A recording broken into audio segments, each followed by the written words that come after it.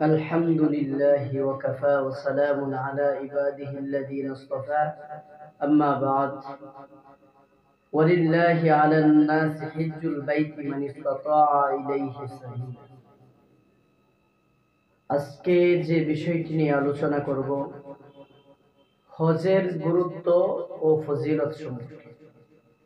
সামনে আমাদের হজ আসতেছে, যেহেতু সামনে হজ, এজন্য হজের বিষয়ে কিছু জানার দরকার।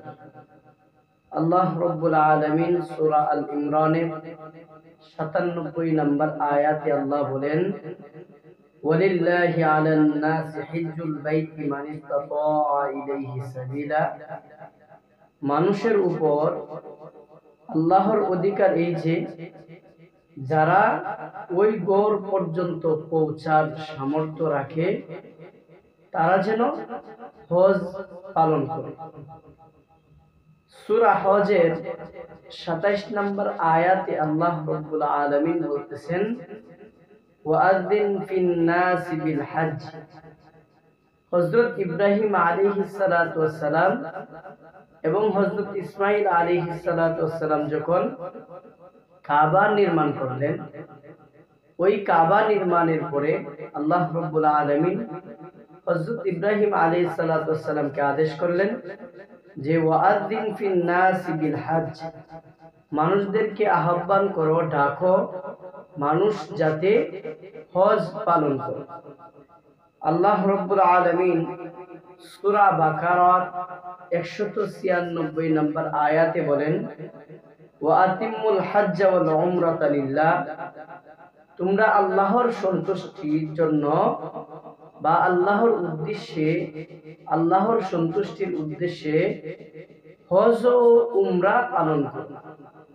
এই আয়াত দ্বারা বোঝা গেল আল্লাহ রাব্বুল আলামিন মানুষের উপর হজ ফরজ করেছেন। যারা হজে যাওয়ার সামর্থ্য আছে তাদের উপর আল্লাহ রাব্বুল আলামিন হজকে ফরজ করেছেন। এজন্য যাদের হজে যাওয়ার সামর্থ্য আছে তারা যেন হজ পালন করে। আরেক আয়াতের মধ্যে আল্লাহ রাব্বুল আলামিন বলেন, ওয়াল ফাজর ওয়া লায়ালিন আশর ওয়াশ শাফঈ ওয়াল ওয়াতর ওয়াল লাইলি ইযা ইয়াসর। এই চার আয়াতের মধ্যে আল্লাহ রাব্বুল আলামিন 5টি জিনিসের শপথ করেছেন। এক নাম্বার হলো ফজরের শপথ, 2 নাম্বার হলো 10 রাত্রির শপথ, 3 নাম্বার হলো জুরের শপথ, 4 নাম্বার হলো বেজুরের শপথ, 5 নাম্বার হলো রাতের শপথ।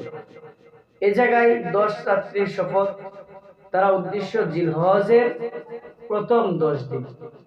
এজন্য আমাদের সামনে যে জিলহজ মাস আসতেছে, যাদের সামর্থ্য আছে তারা হজ পালন করবে।